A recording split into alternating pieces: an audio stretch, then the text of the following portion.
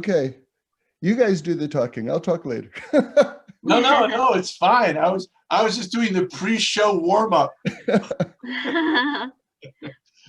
I was explaining to them when I put up the sign that says laugh, when I put up the sign, go, ooh. I'm used to that. I'm actually, I should say, sorry, please. I should say good morning to David. It's really Yes, it's early. It is now 6 o'clock in the morning. Wow. Is it before sunrise? Let's see. I'm looking out the window. It looks like it's nighttime. Yeah. Wow. But for you, it's 10 p.m. Is that right?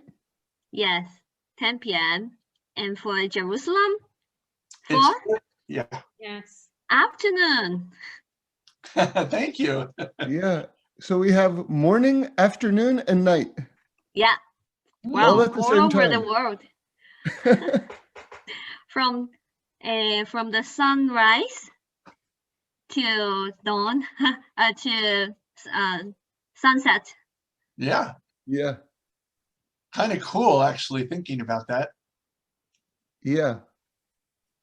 Actually, you know, Dot, you are our future. What do you mean? Well, because you already lived in a day that I'm now just kind of in the afternoon, and Reb David is just waking up to, but you've already lived it. You're like living in our future. Yeah, I'm from the East. Yeah. Now we are talking to you. You are talking to the future. I'm talking to the past. Yeah. The past, which contains the future. So we have Rabbi David, David Sachs, live from Los Angeles, partially alive, because I'm not sure if the coffee completely kicked in yet. This is such an honor for me, and I want to thank Gedalia so much for allowing it. And I've never been to China before. You will.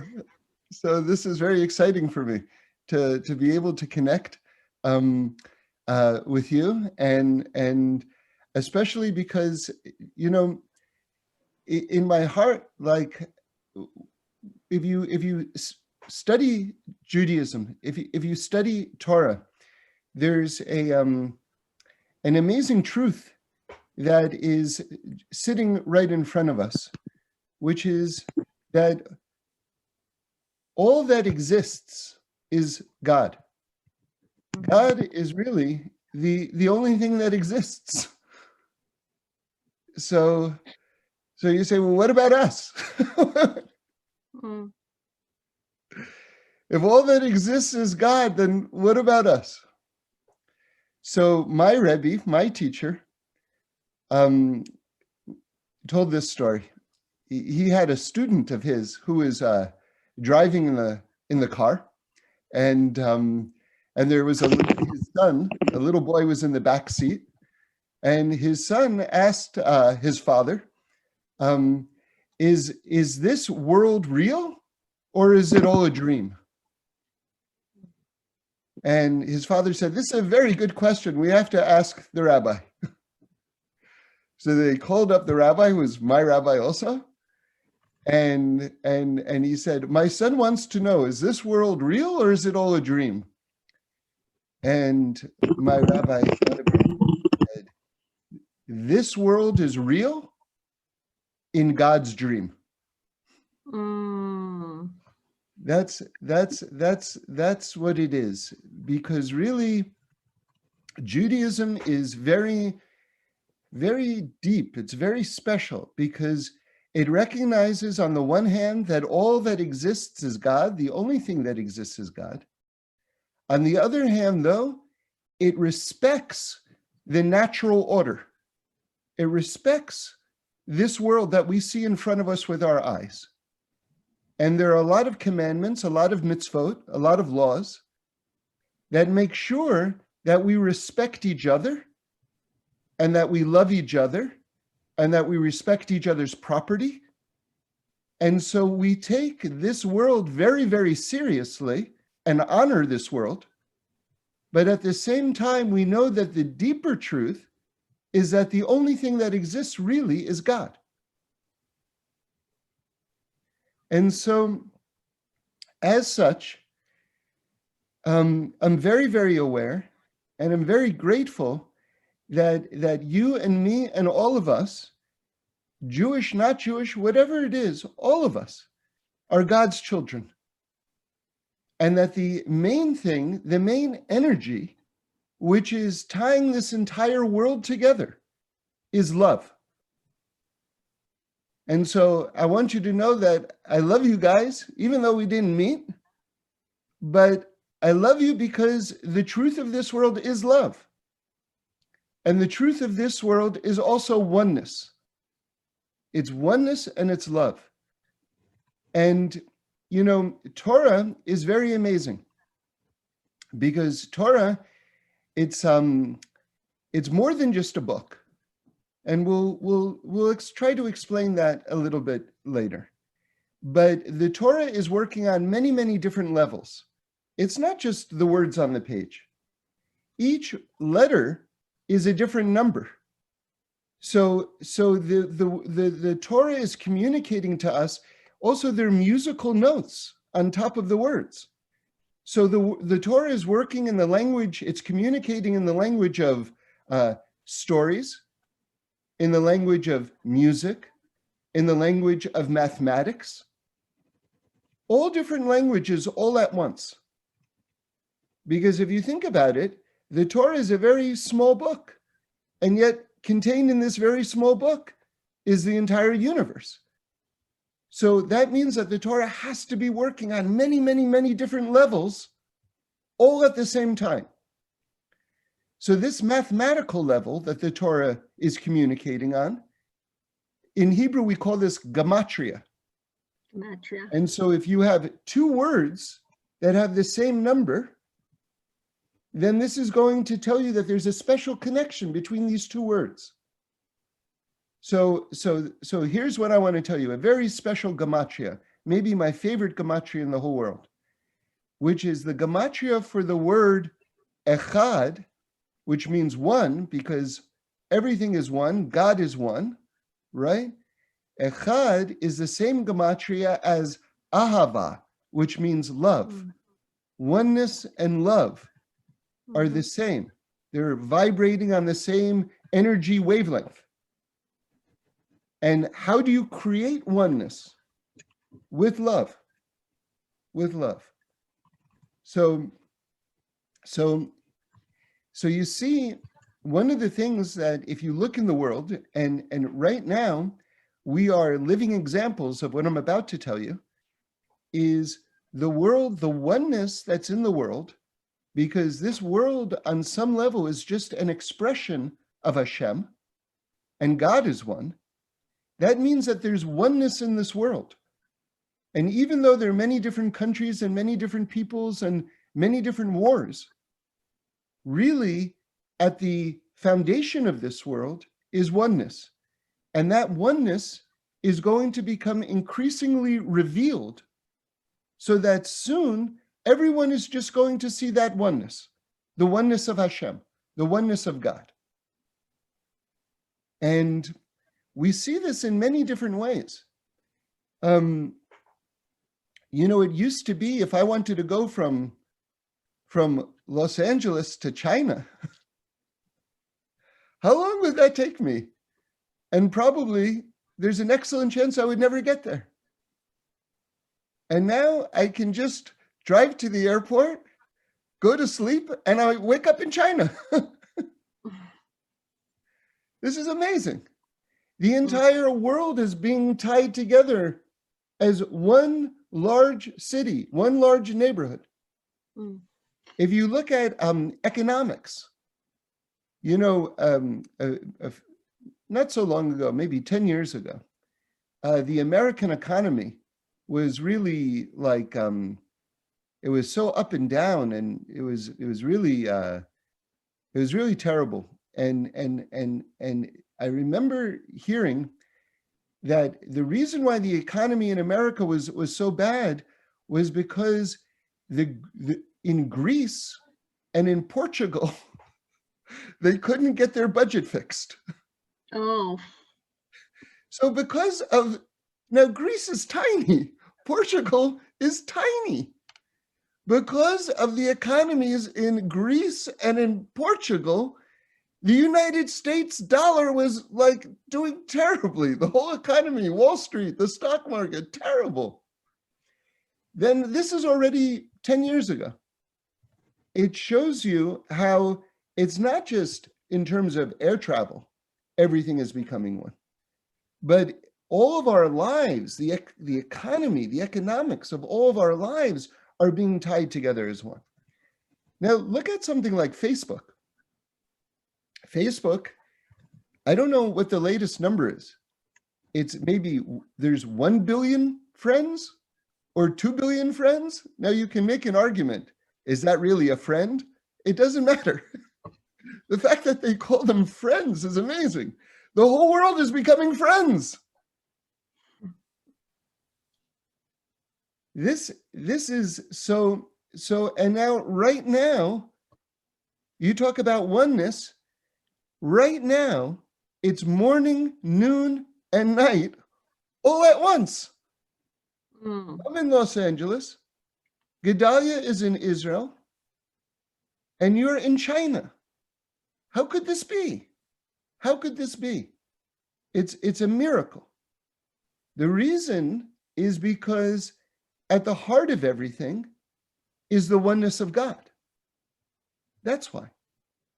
And as we get closer to the time when the perfection of the world is going to be revealed, more and more of that oneness is becoming apparent. And we can see it with our eyes. Just like I'm looking at you, it's not a dream, right? And you're looking at me. It's not a dream, it's real. So the thing is that, so then where are we today? What is going on right now? So what's going on right now is we're not there yet. We haven't arrived yet at that place of perfection. So I want to tell you a teaching, one of my favorite teachings from my Rebbe. His name was Reb Shlomo Karlebach, and he was a very, very great man, and he was filled with love. He was filled with love. And he said the following teaching. He said, everybody loves a finished product. Okay? He says, everybody loves a grape and everybody loves wine. He says, but do you know what a grape has to go through to become wine? How much it has to be stepped on and crushed? He says, who loves you when you're in between? Right? You're not a grape and you're not wine. You're just a crushed grape. Who loves you when you're in between? He says, those are your real friends. True. So I want to add on to my teacher's Torah, to his teaching. And I want to add this idea, which is, who loves the world when it's in between? Meaning to say, the perfection of the world isn't here yet. There's still hunger. There's still injustice. There's still poverty. Who loves the world now when it's in between? And the answer is the people who love God, the real friends of God, they love the world right now while it's still in between. Those are God's real friends. Because we know that we're on a journey right now. We're part of a journey. And the journey is going toward perfection. And that's why we're here. We're here to be partners with God to bring about that perfection. That's why we're here. That's what we're doing. Now, I want to tell you a story. It's a true story. It happened to me and my son. Okay? This was my first child. And, you know, when you have a little baby, after you have the baby, you're so happy, then you just want him to go to sleep. So my wife and I discovered something for us, it was like a big discovery, which is that when we would put him in the car, in the back seat, you know, in the special car seat for young children, when we would drive for a long time, we'd look in the back seat, we'd see he's asleep. So we got this big idea. We said, what if we just drive when we want him to go to sleep? We don't have to be going anywhere. We'll just put him in the back seat. If that's what makes him fall asleep, and we'll just keep on driving till he falls asleep. It seemed like, you know, we were very happy with this idea. So I put him in the back seat, in the car seat, and I'm just driving.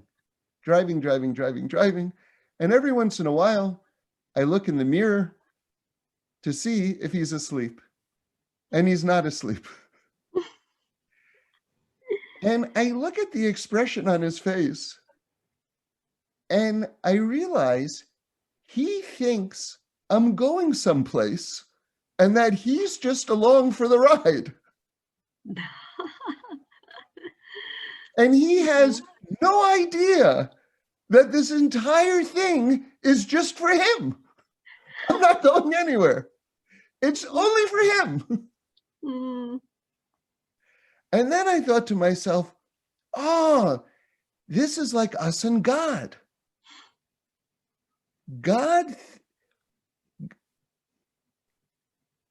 We think God created the world. He created apples, and he created Los Angeles, and he created China, and we're just along for the ride. Because God made a world and he had to fill it with something, right? So he filled it with us, and here we are. We're just along for the ride. But what we don't understand is this entire thing is just for us. For us. He's driving all of creation, all of history. And we're there, partners with him, for this thing to make this happen. But I'll tell you something deeper. Let me tell you something deeper. As much as we are going someplace, and we are going someplace, we're going toward the perfection of the world. This is true. This is real. But in another sense, we're already there, because God is right next to us wherever we go. And so much of everything is just us having this relationship with him. If you know that he's here, and you know that he loves you, and he does, you know, when I would put my children to sleep, I would say, I love you so much, but you know who loves you even more than me? God, right? God loves you more than anybody can even love you. So as much as we're heading toward a place which is the perfection of the world, at the same time, right now, God is already here right now, and he's already loving us with a tremendous, great, great love. So let's talk about this journey to perfection. Let's talk about that some more, because this is working on a lot of different levels. It's working on the individual level, and it's also working on the world level, on the cosmic level. You see, one of the teachings of Judaism is that each person is a miniature, a microcosm of the entire universe.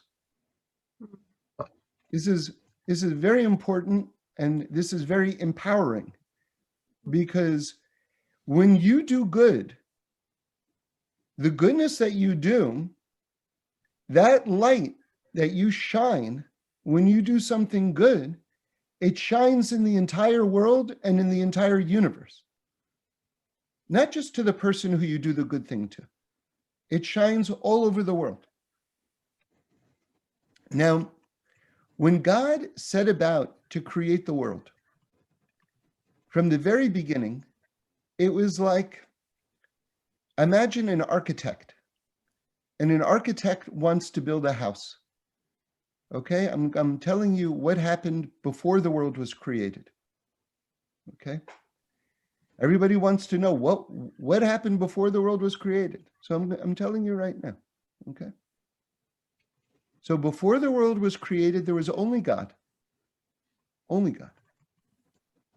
and He imagined this world like an architect imagines a house or a building before he builds it. Now, when an architect imagines a house before he builds it, he imagines the finished house, right? Mm. He doesn't think, oh, in my mind, he thinks, here's a piece of wood, and here's a hammer, and here's a nail. What should I do with this hammer and this nail and this piece of wood? He doesn't do that.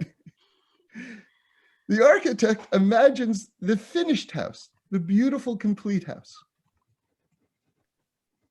This is what God did with the world. Before he created the world, he imagined the finished, perfect world. And this is what he set about to create. And then he created human beings. He created you and me to be partners with him to finish the world. So when the world was made, you see, a lot of people make a big mistake. They think that the Garden of Eden was a perfect place, like a cosmic spa, and then we ruined it, and we ruined the world. This is what people think, and it's not true. As my Rebbe, as my teacher said it, he said it so beautifully. You ready? He said, if the Garden of Eden was so perfect, what was the snake doing there? It's a very good question, right? I'll tell you another amazing gematria. Remember, we explained gematria. Yeah. That the Torah is communicating on a lot of levels at the same time, including mathematical. You want to hear now this idea of a perfect world, we have different ways to describe it, different terms to describe it. One way that we use to describe it is Mashiach. Now, Mashiach, you can't misunderstand this idea. This will be a prophet like Moshe, like Moses, right? In fact, the Or HaChaim, one of the greatest rabbis, says that Mashiach is going to be a combination of the soul of Moshe, Moses, and King David. Isn't that interesting? Mm. And if you add up the name Moshe and David, it adds up to Mashiach. It's actually one off, but that counts. It's called Gematria Ima Kolel. It's fancy, but it's the same. So, but let me tell you about the snake in the Garden of Eden. So the snake represents all of the unfinished business of the world. All of the things that we have to get control of. All of the powerful energies that we have inside of us, which can possibly be negative. And we have to harness them We have to control them and direct them for the good. Right? It says that if a person really likes blood, they're born with an intense interest in blood, that they should become a doctor. Good idea. Yeah. So you take any possible negative trait and you redirect it in a positive direction. Right? Mm-hmm. So again, let's go back to our question. A lot of people think that the world was created in a perfect way, that the Garden of Eden was perfect, and that we then destroyed it. So now we have to understand what the Torah is saying. We have to understand it's actually much more deep than this. Because if the Garden of Eden was perfect, what was the snake doing there? Now, the Hebrew word for snake is nachash. That's how you say snake in Hebrew. Do you want to hear something amazing? The gematria, the numerical equivalent of the word nachash, is the same as Mashiach. So you say, wait a second, these are the biggest opposites in the world. You can't get bigger opposites than this. How could it be that one equals the other? But you'll see it actually makes very perfect sense. Because, as I said, God didn't create the world in a state of perfection. He created it a little bit unfinished. And then he created you and me, human beings, to be partners with him to finish the world. So he put a little bit of imperfection in the world. This is the snake, the nachash. But it's also the same number as Mashiach. Because when we control the snake energy of the world, what happens? We bring Mashiach.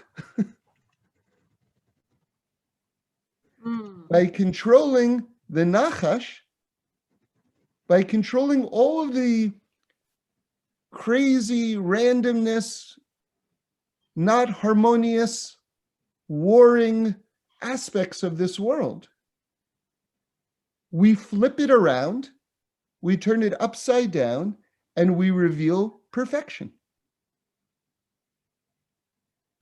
This is what's going on. And it's also going on, remember I told you each person is a miniature, is a microcosm of the universe.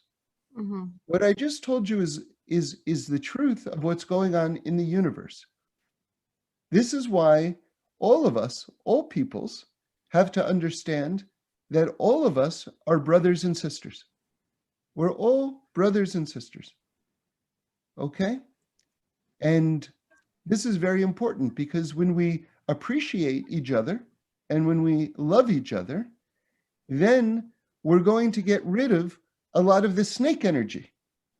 And we're going to bring the world closer to this era of perfection that God had in mind before he even created the world. This energy of perfection was implanted in the world from the very beginning, and now we just have to work on revealing it. It's like, imagine someone planted a seed and this great tree is going to grow, but we have to nurture that growth. We have to nurture it through loving each other. Okay, so now that's what's going on a grand scale. What about each of us personally? So there's a very amazing sentence in the Torah where God, before human beings are created, right before human beings are created, God says, let us create man. And you know, man means man and woman. It means both. Like mankind, we say in English. That means man and woman together. So the question is, who is God speaking to? Let us create man. Say it again. Angels. Yes, excellent. So that's what Rashi says. Excellent, Dot. That's excellent. But I'm going to give you another answer. Because remember, the Torah is working on many, many, many levels. So you ready for this? God was speaking to people. And he says, let us create man. You and me, we're going to be partners in your own creation.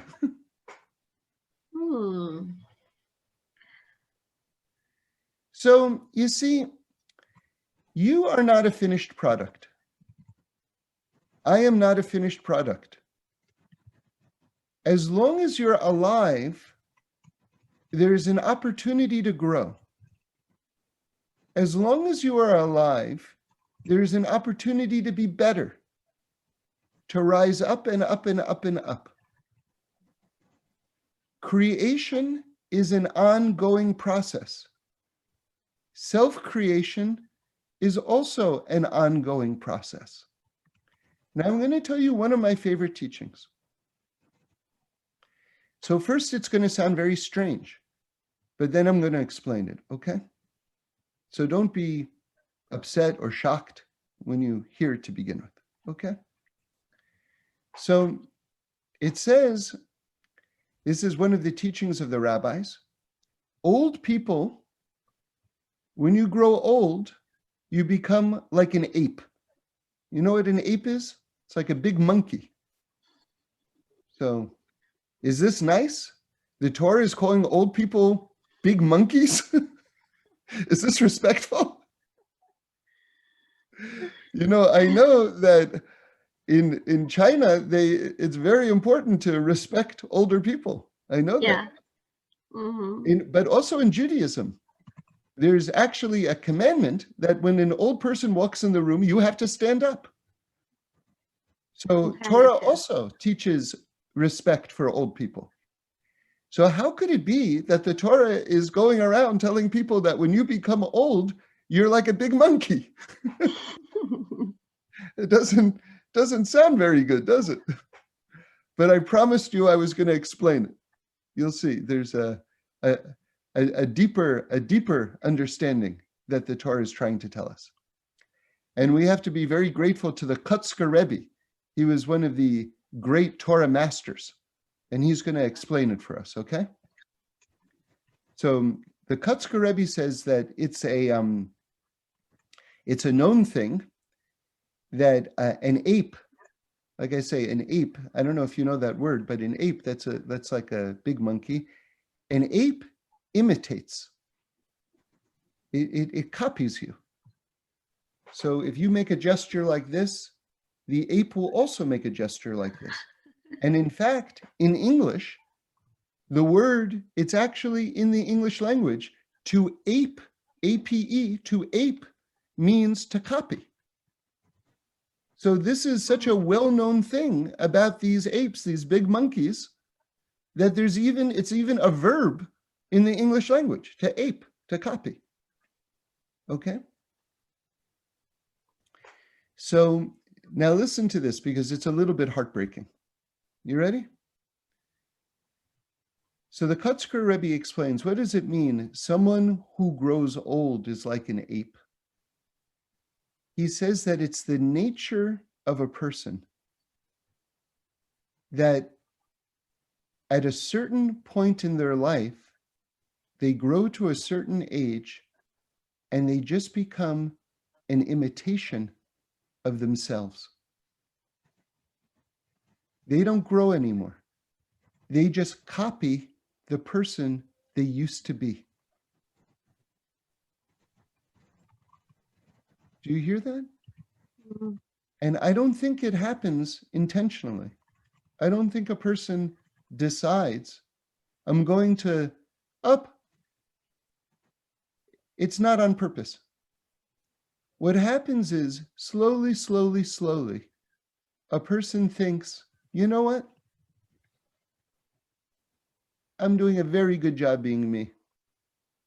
Now all I have to do is do this for the rest of my life. I'll just be this for the rest of my life. And you know what happens at that point? They live the rest of their life being an imitation of who they used to be. Mm.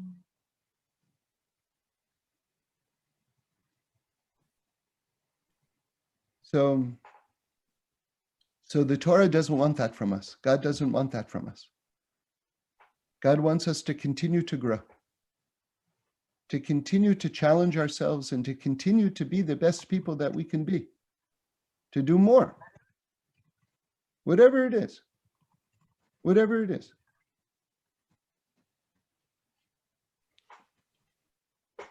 So you see that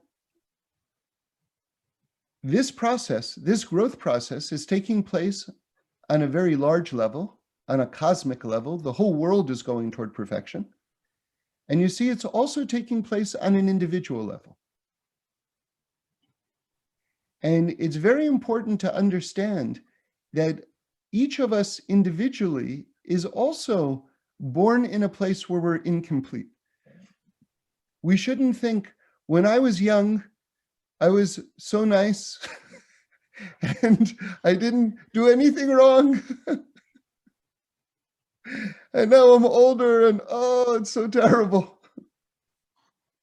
That's not what it is. God creates each one of us also incomplete.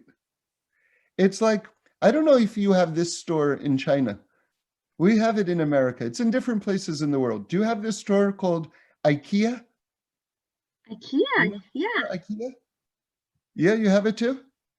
Yeah, in China, the market selling furniture. Yeah, and they sell it in a box. They sell it in a box. Yes. So you know that box from IKEA? That's you and me. Mm. And then the rest of our lives, we're just trying to put ourselves together. Mm.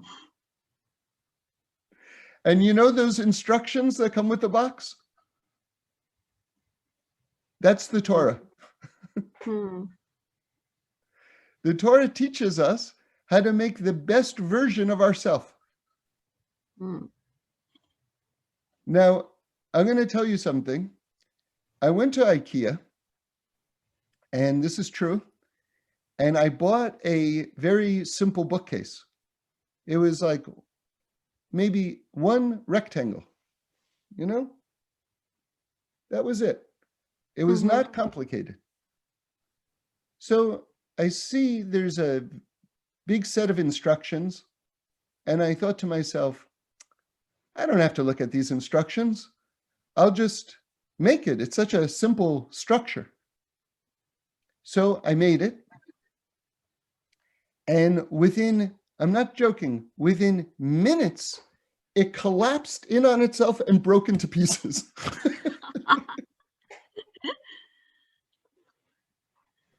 It was terrible. It was terrible. And a lot of people, they think, you know, I know how to get through life. You know, I'll be a nice person. That's it. That's what does the Torah have to teach me? What does anyone have to teach me that I can't figure out on my own?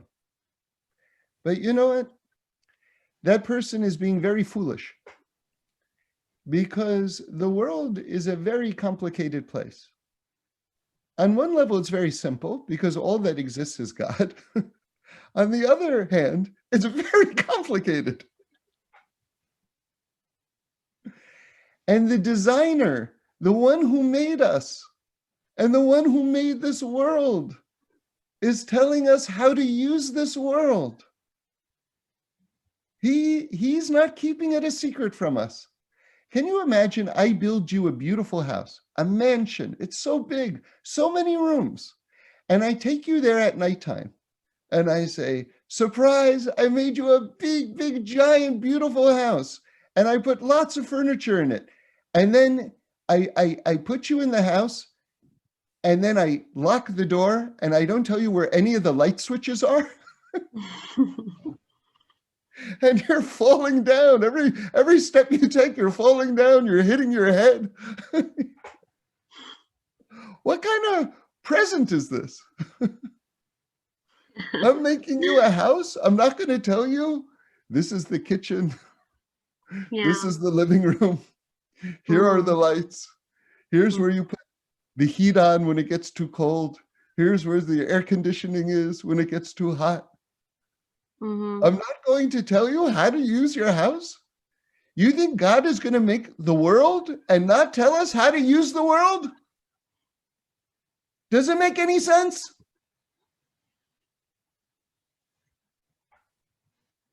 So that's the Torah. That's the Torah.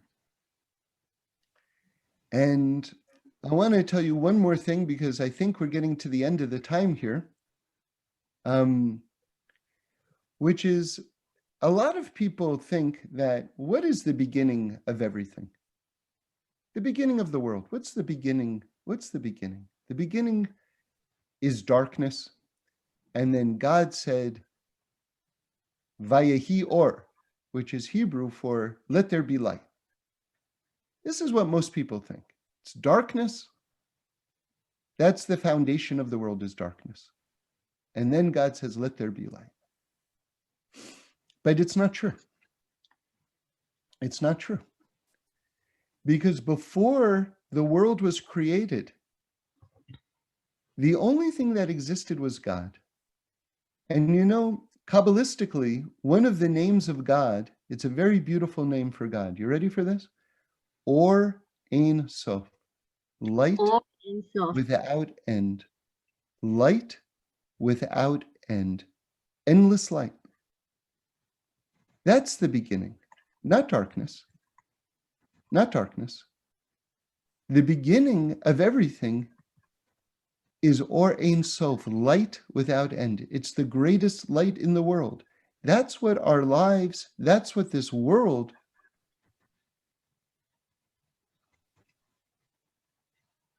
is. That's the foundation of this world, is light, tremendous light. And so I'm going to finish my remarks, but I just want to thank you again so much for allowing me this great honor to be able to speak with you. And we're sending you a lot of love and a lot of oneness from the Jewish people all over the world. And I hope that we can always work together to bring more light into the world and more happiness into the world. Thank you. Thank you. Thank you very much. Thank you.